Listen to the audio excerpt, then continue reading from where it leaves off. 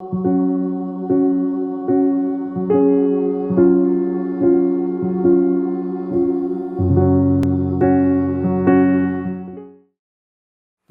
உங்கள் யாவருக்கும் ஆண்டவராக இயேசு கிறிஸ்து நாமத்தினால் அன்பு வார்த்தையை தெரிவித்துக் கொள்கிறேன். கர்த்தர் தாமே ஒரு தன்னுடைய நினைவின் பிரகாரம் வழி நடத்துவராக.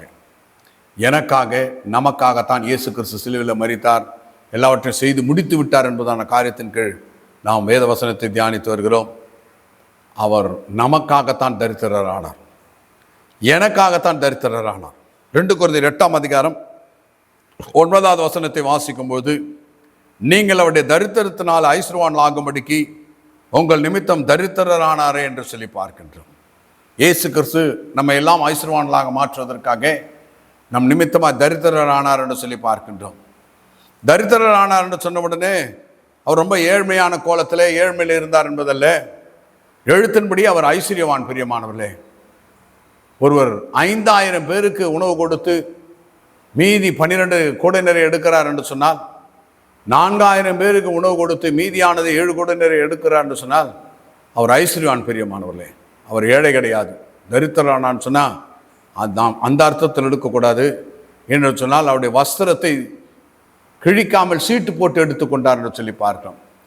ஒருவேளை அந்த வஸ்திரம் ஒன்றுத்துக்கு உதவாததாக இருந்தால் கொளுத்திட்டு இருப்பாங்க, கிழிச்சிட்டு இருப்பாங்க.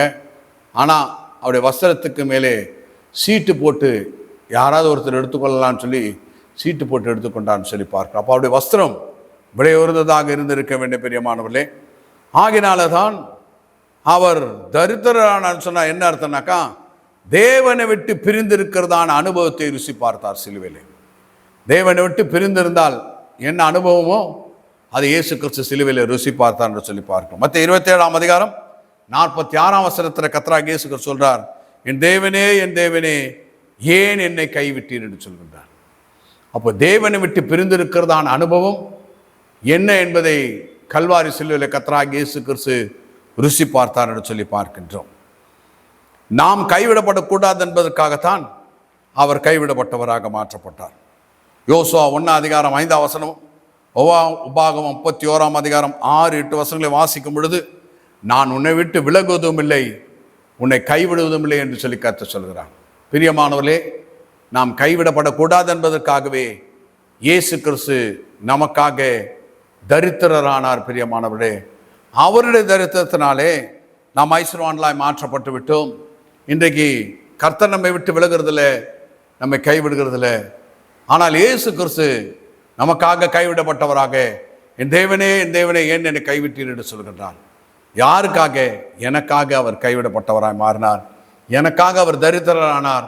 நமக்காக அவர் தரித்திரரானதுனாலே நாம் தேவனோடு சேர்கிறதான சிலாக்கியத்தை பெற்றதுனாலே தேவனிடத்தில் ஐஸ்வர்யவான்களாக மாற்றப்பட்டோம். பிரியமானவர்களே, ஆகையினால தான் நாம் அவருடைய தரித்திரத்தினாலே ஐஸ்வர்யவான்களாகும்படிக்கு நம் நிமித்தம் அவர் தரித்திரரானார் என்று சொல்லி பார்க்கின்றோம். ஆகினால் இயேசு எனக்காக தரித்திரரானார். அடுத்தாக எனக்காக அவர் மரணத்தை ருசி பார்த்தார். எபிரேயர் 2ஆம் அதிகாரம் 9ஆம் வசனத்திலே நம் ஒவ்வொருவருக்காகவும் மரணத்தை ருசி பார்க்கும்படிக்கு மரணத்தை ஏற்றுக்கொண்டார் என்று சொல்லி பார்க்கிறோம். நம் ஒவ்வொருத்தருக்காகத்தான் இயேசு மரணத்தை ருசி பார்த்தார் என்று சொல்லி பார்க்கின்றோம். ஆவிக்குரிய மரணமும் சரீர பிரகாரமான மரணம் எவ்வளவு கொடியது என்பதை இயேசு கிறிஸ்து சிலுவையிலே ருசி பார்த்தார் என்று சொல்லி பார்க்கின்றோம். அவர் நமக்காகத்தான் மரணத்தை ருசி பார்த்தார் என்று சொல்லி பார்க்கிறோம். 2 தீமோத்தேயு 1ஆம் அதிகாரம் 10ஆம் வசனத்தை வாசிக்கும் பொழுது, அவர் மரணத்தை பரிகரித்து ஜீவனை அழியாமையும் சுவிசேஷத்தின் மூலமாக வெளியரங்கமாக்கி இருக்கிறார் என்று சொல்லி பார்க்கிறோம். இயேசு கிறிஸ்து நமக்காக மரணத்தை பரிகரித்தவராயிருக்கிறார் என்று சொல்லி பார்க்கிறோம். மரணத்தை பரிகரித்து நித்திய ஜீவனை நமக்கு கொடுத்தவராயிருக்கிறார்.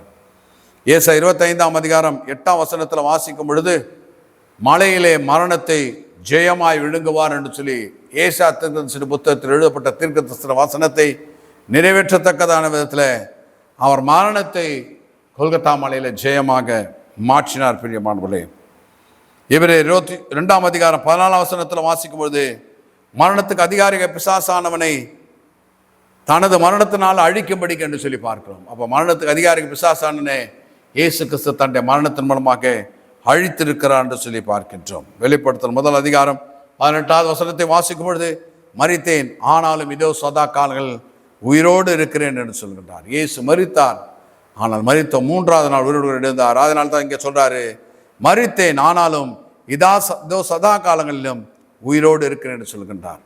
அவர் எனக்காக தம்மை தாமே ஒப்பு கொடுத்தார் என்று சொல்லி பார்க்கிறோம். கலாத்தியர் 2ஆம் அதிகாரம் 20ஆம் வசனத்தை வாசிக்கும்போது, எனக்காக தம்மை தாமே ஒப்பு கொடுத்த தேவனுடைய குமாரனை பற்றி விசுவாசத்தினால பிழைத்திருக்கிறேன் என்று சொல்லி எழுதப்பட்டிருக்கிறது.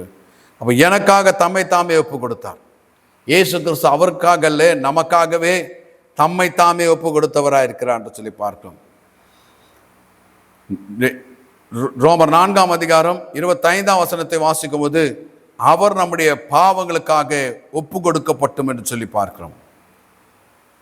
அவரை தான் பிடிக்க வருகிறார் என்று சொல்லி அறிந்திருந்தும் இயேசு கிறிஸ்து யாரை தேடுன்னு சொல்லி அங்கே போய் அவர்களிடத்தில் கேட்கிறவராக இருக்கிறார் சொல்லி பார்க்கிறோம். யோவான் 18ஆம் அதிகாரம் 4-7 வசனம் வாசிக்கும் போது இயேசு தமக்கு நேரிட போர்கள் எல்லாவற்றையும் அறிந்து எதிர்கொண்டு போய் அவர்களை நோக்கி யாரை தேடு என்று சொல்கிறார்.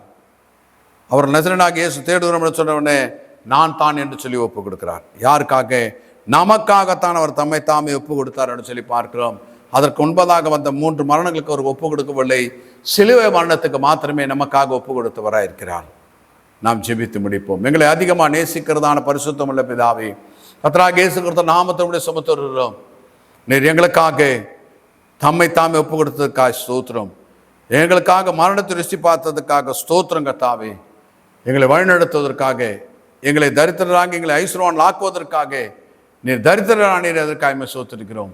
தொடர்ந்து எங்கள் எல்லாரையும் நீர் வழிநடத்தும். கர்த்தராகிய இயேசு கிறிஸ்து நாமத்தை ஜெபிக்கிறோம் பரிசுத்தமுள்ள பிதாவே, ஆமென்.